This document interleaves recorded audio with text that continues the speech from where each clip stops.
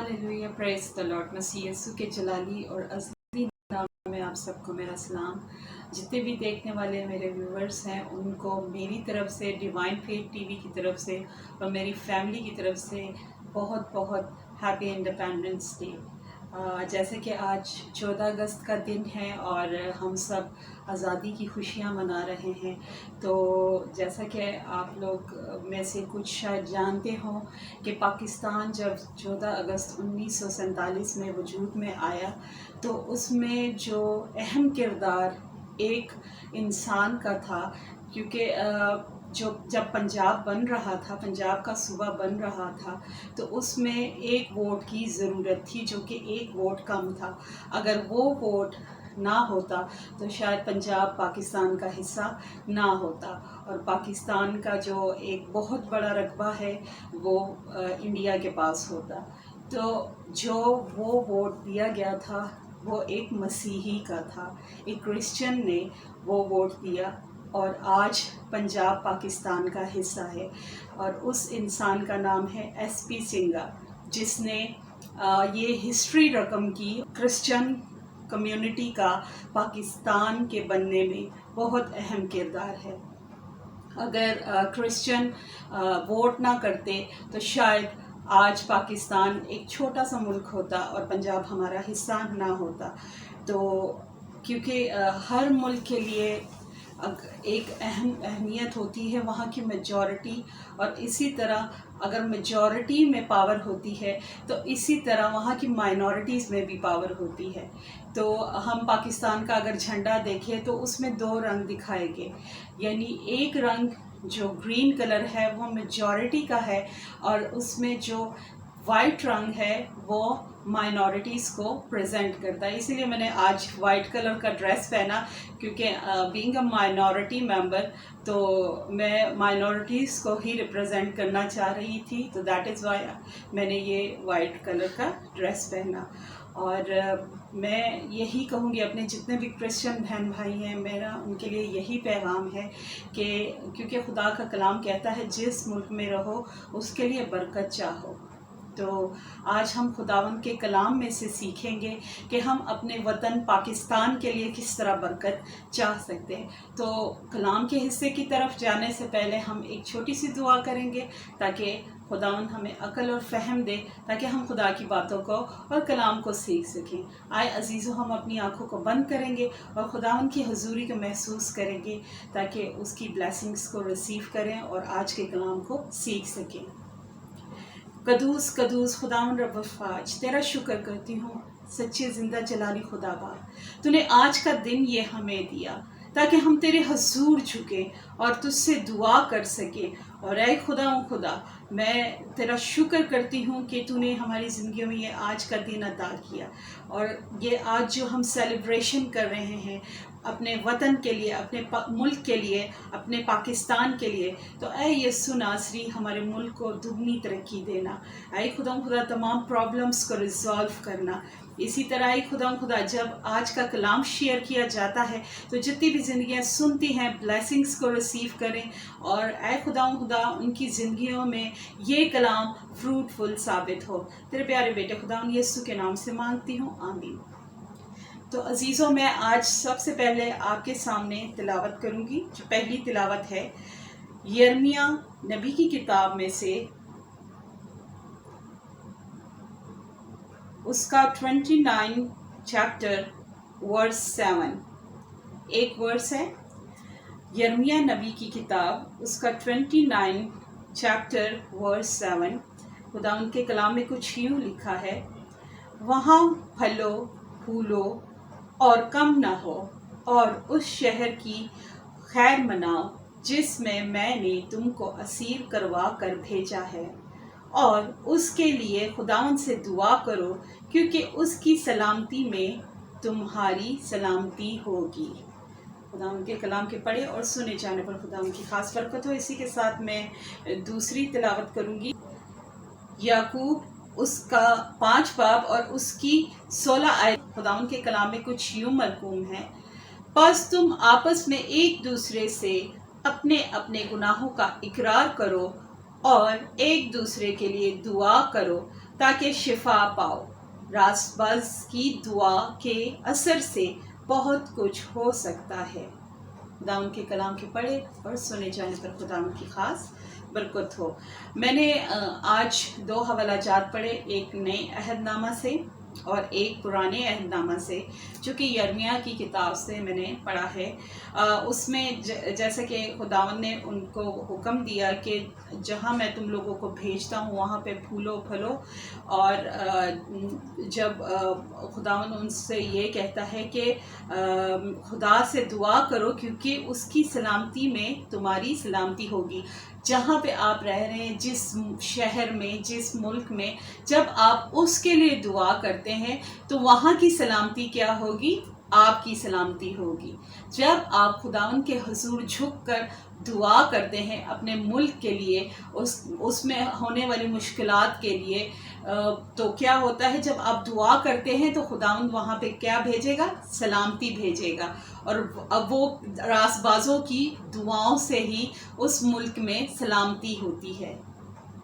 हम देखते हैं कई दफ़ा ऐसी आफात आई, जब हम देखते हैं सैलाब आया 2010 में, काफ़ी उसमें जो है जानों का नुकसान हुआ, लेकिन रासबाजों ने दुआ की और खुदावंद ने कितनी जानों को बचाया। अब जबकि कोरोना का बीमारी जो शुरू हुई, कोरोना की वजह से काफ़ी ज़्यादा जानें गई, लेकिन जब रासबाजों ने मिलकर दुआ की तो क्या हुआ? उस बीमारी पर रोक लग गई, क्योंकि उसे खुदावंद ने रोक दिया।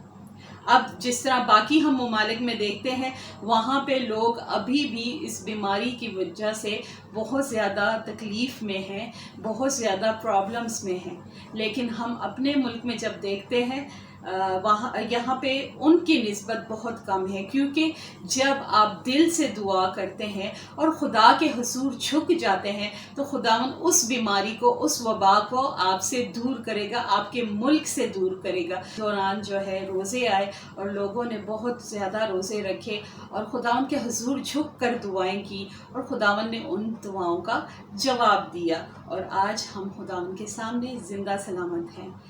आप यकीन करें, चर्चेस बंद हो गए। आप यकीन करें, कोई भी अपने घर से बाहर नहीं निकल सकता था, दुआ नहीं कर पा रहा था चर्चेस में जाके। हम अपने मुस्लिम बहन भाइयों को देखते हैं, इवन वो अपनी मस्जिदों में जाकर नमाज नहीं पढ़ सकते थे, वो अपना जो हज और उम्रा है वो नहीं कर सकते थे, लेकिन क्या लोगों ने दुआ करनी स्टॉप नहीं की? हर कोई अपने घर से दुआएं कर रहा था। इवन हम लोगों ने ऑनलाइन जो है फेसबुक पर प्रेयर सेशंस लिए, रेजरेक्शन डे का था, उस पर भी हमने लाइव ट्रांसमिशन ली और हमने लाइव प्रेयर की, ताकि लोग हमारे साथ ज्वाइन करें और वो खुदावंद के बरकतों से माला माल हो। तो जब आप देखते हो कि इस तरह की आजमाइश आपके मुल्क पर आ रही है, आपकी ज़िंदगी में आ रही है, तो आप क्या करो? दुआ करो, क्योंकि रासबाजों की दुआ में बहुत असर है, उसमें बहुत तासीर है। याकूब में देखते हैं, याकूब उसका 5 बाब और उसकी 16 आयत में कुछ यूँ है, बस तुम आपस में एक दूसरे से अपने अपने गुनाहों का इकरार करो और एक दूसरे के लिए दुआ करो ताकि शिफा पाओ। रासबाज की दुआ के असर से बहुत कुछ हो सकता है। जैसे कि अब इस 16वीं वर्स में लिखा हुआ है कि रासबाजों की दुआ से बहुत कुछ हो सकता है। जब आप इस वर्स को देखते हैं आपको बहुत तसल्ली मिलती है। जब आप खुदावंद की राह पर चलते हैं और खुदावंद को दिल से कबूल करते हैं और जब आप उसके सामने झुक कर उसके आगे दुआ करते हैं तो वो आपकी दुआ को सुनता है और बड़ी से बड़ी मुसीबत को भी आपसे दूर कर देता है। जब हम देखते हैं 2005 में शदीद तरीन ज़ल्ज़ला आया और उसमें हम देखते हैं बालाकोट और इस तरफ के जितने भी इलाके थे, मुज़फ़्फ़राबाद, उसमें बहुत सारे लोग जो थे उनकी डेथ्स हुई, लेकिन खुदावंद ने हमें महफूज रखा उन ज़ल्ज़लों से, उनकी शिद्दत से हमारे घरों को महफूज रखा। और जो लोग उसके आगे झुक कर दुआ करते हैं, जो उसके दिल पसंद है, जो उसके आगे اپنی مناجات رکھتے ہیں تو خداوند ان دعاؤں کا، ان مناجات کا ضرور جواب دیتا ہے، کیونکہ وہ ان سے محبت رکھتا ہے، وہ ان سے پیار کرتا ہے۔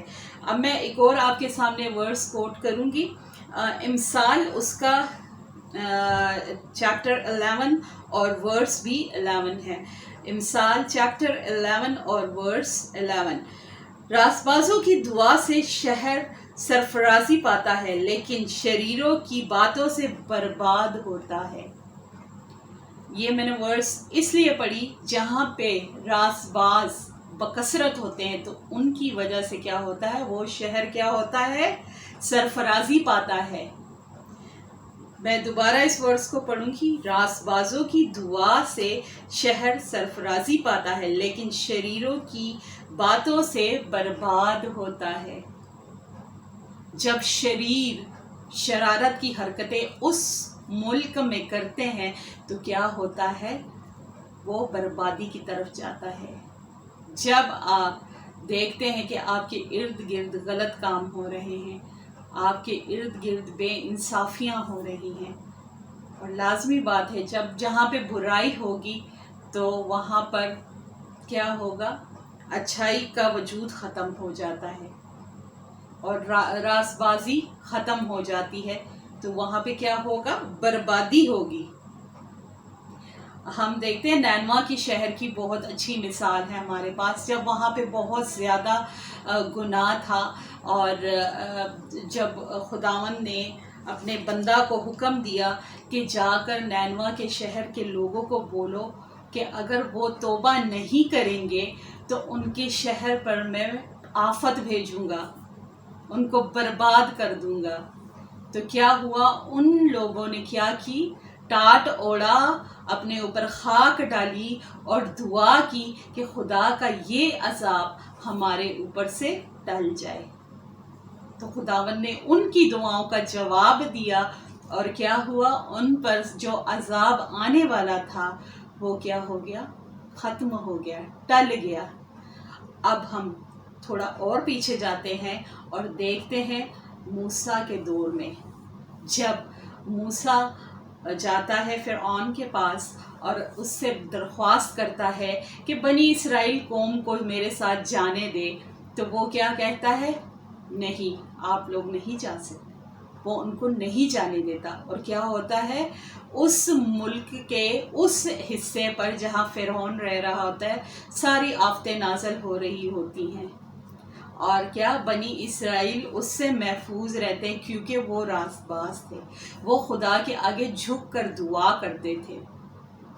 جب آپ دعا کرتے ہو تو آپ کو کوئی آفت چھو نہیں سکتی، کوئی بیماری آپ کو چھو نہیں سکتی، چاہے آپ جس بھی حالت میں ہوں، خدا آپ سے پیار کرتا ہے۔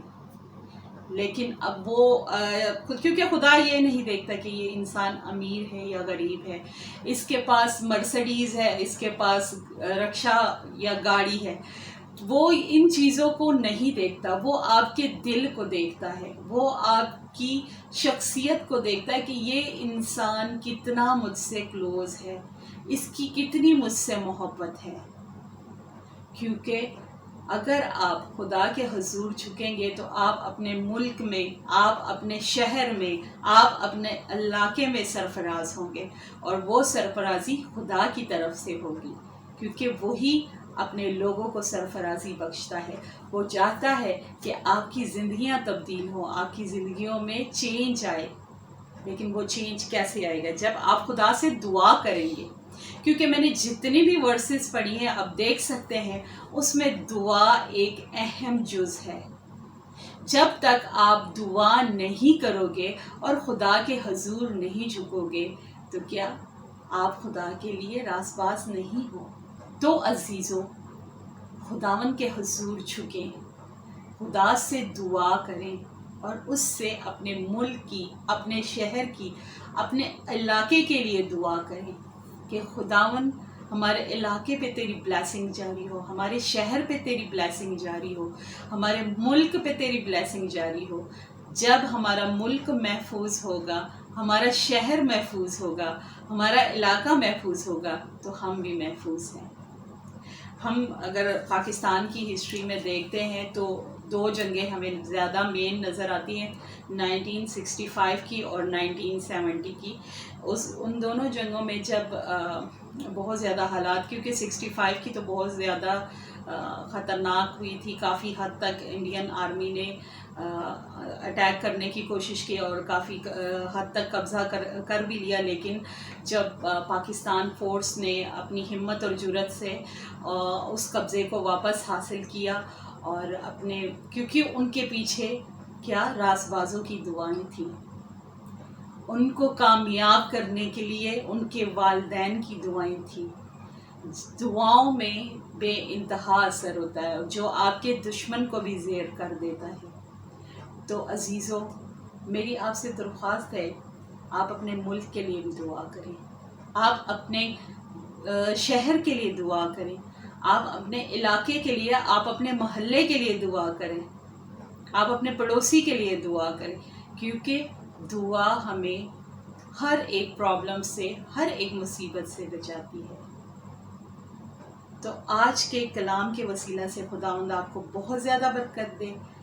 آپ اپنے وطن کو اپنی دعاؤں میں یاد رکھیں، آپ ڈیوائن فیتھ ٹی وی کی ٹیم کو اپنی دعاؤں میں یاد رکھیں، تاکہ اس چینل کے وسیلہ سے، جو کہ اس ملک پاکستان کو ریپریزنٹ کرتا ہے، خداوند بہت ساری زندگیوں کو بلیسنگ دے.